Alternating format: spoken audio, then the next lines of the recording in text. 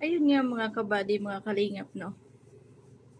Natatawa ko sa mga comments doon sa pagpapatulfo ng Batalero family at ni Viancy dahil nga sa sulsul ni Doc Love nga. At yun nga, yung pumunta nga si Viancy doon sa Rafi Tulfo in Action para ipabura yung mga video at bawal daw siyang i-content. Ngayon, napanood ko yung live ni Kuya Val Santos Matubang, ang founder ng Team Kalingap. Panoorin ninyo mga kabady. Hindi bawal mag-content. Wala pa kaming pinirmahan. At hindi ako pipirma. Sino ba sila? Walang Val Santos Matubang ang pipirma. Who you? Pirma ka, bawal nang i-content. Who you? At sino ka pa? Ha? Bawal lang i-content si Vance. Iwag.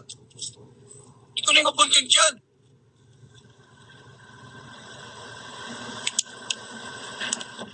Okay, sir. Ayun nga, credit to Kuya Val, no? Yun yung sinasabi niya na nagsabi nga si Viancy doon na bawal daw siya i-content. Siyempre, wala naman silang pinirmahan na agreement pa para sa ganyang sitwasyon. Sa maliit mong pag-iisip, nung umpisa pa lang, bago mo pasukin ang social media, may gagawin kang tama o mali, may masasabi ang mga tao. At hindi mo sila kontrolado na kung kailan mo gustong ipa-vlog or kailan mo gusto na ipahinto yung pagbablog sa'yo, isang click lang mawawala. Dito sa social media, may kanya-kanyang opinion, may kanya-kanyang reaksyon, lalo na kung sinusubaybayan nila yung mga pangyayari sa content creator na yun. Tama ang sinabi ni Kuya Val na mag-react kayo. Kasi yan yung sa loobin nyo eh. Hindi yung mapiplease lahat na porkit binabash kayo, ipapatigil nyo na lahat ng mga nagbablog tungkol sa'yo. Katulad lang yan sa personal nating buhay, kahit iset aside natin ang social media. Kahit sa sariling tahanan ninyo, sa sariling pamilya ninyo. May gagawin kang tama, may gagawin kang mali, may masasabi pa din. Pero, magkaisang dugo lang kayo, hindi mo nga siya pwede diktahan sa kung ano pwede niyang gawin. Hindi mo nga siya pwede diktahan na, oy, tigilan mo ko sa kung anong inuutos mo sa akin. Lalo na dito sa social media, na daig pa ang politiko sa sobrang gulo. Dito sa social media, kahit privacy mo, ilalabas at ilalabas nila yan kapag may nakita silang butas sa'yo. At ito pa, isang video ni Kuya Val. Panoorin nyo. Mag-reaction kayo. Ang Kalingap, walang bawal-bawal dito. Paldo. Wala kaming pinirmahan na may abogado. Signature. Walang signature. Wala kaming attorney yung anong tawag dyan? Ha? Kasunduan? Anong tawag dito po? Yung anong tawag dyan? Hindi stop. Sa attorney, anong tawag dyan? Ha? Hindi, sa attorney ba yung mayroong sa abogado? Silt. Hindi nyo alam. Notaryo! Hanggat walang notaryo, mag-reaction kayo. Hanggat walang notaryo, walang pirma, walang pirmahan, mag-reaction kayo. Walang bawal. Walang bawal, ha? Paldo! Yun na nga, sabi ni Kuya Val, mag-react kayo.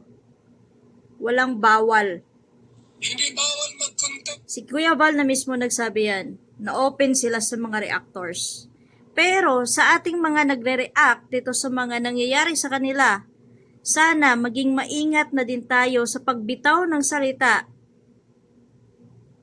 na hindi tayo aabot sa below the belt para wala tayong kasong haharapin. Normal lang at natural lang na mag-react tayo sa mga video at sa mga pangyayari sa kanila dahil sa loobin at emosyon natin at sariling opinion din natin yan. Walang masama ang mag-react kung ikaw mismo na reactor, content creator ka. Alam mo kung hanggang saan yung boundaries mo. At alam mo kung hanggang saan yung limitasyon mo. 'Di ba? May mga nabasa kong comment na wrong move yung ginawa ng pagsulsol ni Dr. Love na iparafi Tulfo in action ang Team Kalingap. Totoo naman kasi, napakamali. Gusto nila na tigilan sila sa pangbabash. Pero dahil sa ginawa nila, na nakiusap, natigilan na sila sa sako content, mas lalo ngayong lumalabas, mas lalong dumadami ngayong lumalabas ang nagre-react sa kanila dahil sa ginawa nila. Ilang millions ang nanonood at sumusubaybay sa Rapi Tulfo in action all over the world. Tama doon si Kuya Val sa sinabi niya sa live niya na binigyan siya ng spotlight or ano nga yung term na yon? May term doon eh. Nakalimutan ko. Gusto ko ibigkas pero hindi ko siya mabigkas-bigkas. So, mali. Yun nga ang pakiusap niya kanina na sa kay Kuya Val, natigilan na siya sa kaka-content, tigilan na siya sa pagre-react, pero ang no ang ginawa ni Dr. Love. 7 hours ago, nag-live si Dr. Love. Sino ang front page niya? Si Viancy. Tapos ngayon, ang mga reactors ng Kalingap at ang Team Kalingap, pagbabawalan niya na mag-content about sa kanya, na wala namang kasunduan. Ganon lang yun eh. Kung hindi lang sana nag-ingay yung nanay niya sa kung saan at kung kani-kanino yung live, katulad ng sinabi ni Kalinga Prab sa live niya kahapon, hindi na sana iinit pa. Alam nyo dito kasi sa social media mga kabady, sa Facebook man, mapa-YouTube man, mapa-TikTok man, bawat galaw mo, bantay sarado yan. Walang bawas, kundi dagdag lang. Lalo na, mainit pa ang issue. Tapos papasok ka sa isang live, kung ano-ano yung nako-comments ng nanay ni Beyonce. Natural, yung mga reactors at mga solid na kalingap, hindi maiiwasan na hindi sila makaalma doon sa mga nako-comment nila, lalo na kung alam nila kung ano yung katotohanan. Kung gusto mo talaga, Beyonce, na tumigil at huminto ang mga tao sa pangbabash sa'yo at sa pagko-content sa'yo, maging patas ka. Huwag kang maging bias. Nadiktahan sila, Kuya Val, na tigilan ka na nila.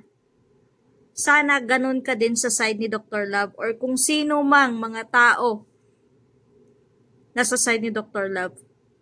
At ikaw mismo ang makakakontrol dyan sa mga taong yan dyan sa paligid mo para tigilan ka din nila. Umpisahan mo muna sa nanay mo bago ka magpunta sana sa Rafi Tulfo in action para lang makiusap na tigilan ka sa pagbablog. Yan yung pinakaunang mali ninyong hakbang. Hindi bulag ang mga content creator na solid sumuporta sa Team Kalingap, lalo na't marami na silang pinabahayan.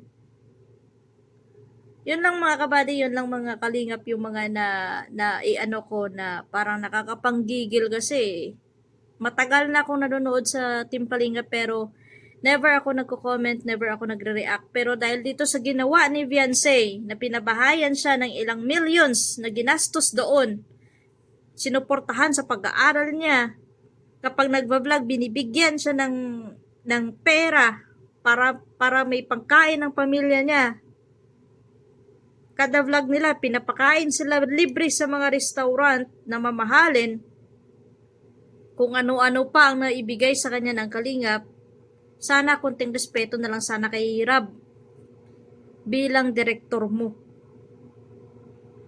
Di ba una pa lang pinayuhan ka na ni Rab na manahimik na lang para hindi na uminit pa.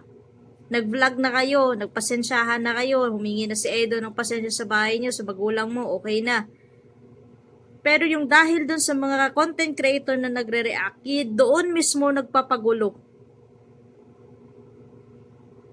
Doon mismo umapoy ang sitwasyon ninyo. Lalong-lalo na, ginagatungan pa ng nanay mo. Kaya, yan lang yung masasabi ko. Sana, bago mo sana puksain ang mga nang babash sa'yo dito sa Solid Team Kalingap, puksain mo muna ang sariling nanay mo. Na manahimik na lang siya, kisa na magwawala pa sa social media. Ikaw yung kawawa dito. Hindi yung mga tao na nakapaligid sa'yo. Kawawa ka, Beyonce, sa totoo lang.